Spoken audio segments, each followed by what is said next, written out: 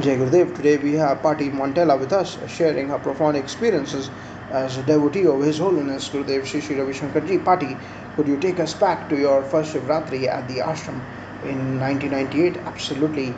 It was February 1998 and I had just arrived at the ashram for our first international course. I was both excited and a bit apprehensive, not quite sure how to conduct myself around Gurudev.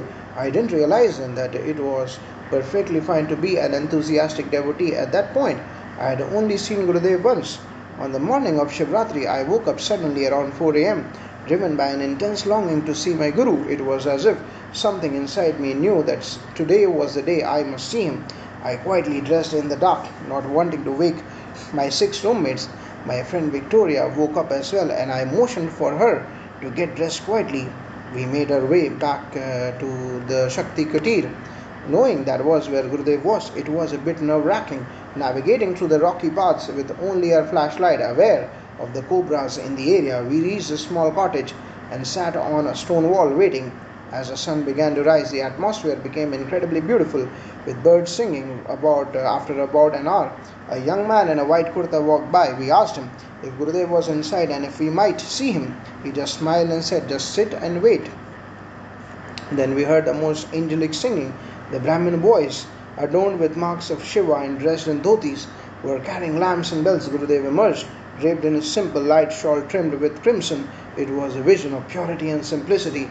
As he walked by, he acknowledged us with a gentle bow of his head, and we followed him up to the meditation hall. That sounds truly magical. How did the experience continue at the meditation hall? The meditation hall was small compared to today's standards, but it held hundreds of people. I found my spot with difficulty, trying not to step on anyone.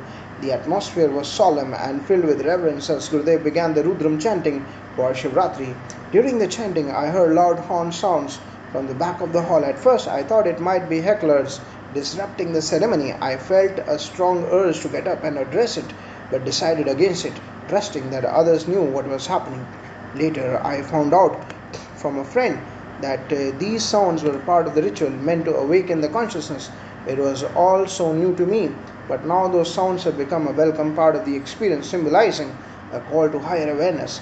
It must have been quite a revelation. How did these celebrations unfold throughout the night? That night was magical. We gathered in the amphitheater, and though it seemed large back then, it was quite small in reality. Gurudev was with us throughout the journey. At one point, he performed the Shiv Tandava dance. It was mesmerizing. I felt like I was witnessing a divine spectacle. I wondered if he was transcending to the heavens. Someone explained to me that although Gurudev connects to the divine, he remains grounded here for humanity. A year later, while showing him pictures from that time, he asked if it had been scary for me. I admitted that it was a bit overwhelming, and he explained that the dance's energy is immense, channeling Shiva's energy through him. Thank you, Patti, for sharing such a vivid and heartfelt account of your first Shivratri at the ashram. It is truly inspiring to hear about your experiences and the deep connection you have with Gurudev.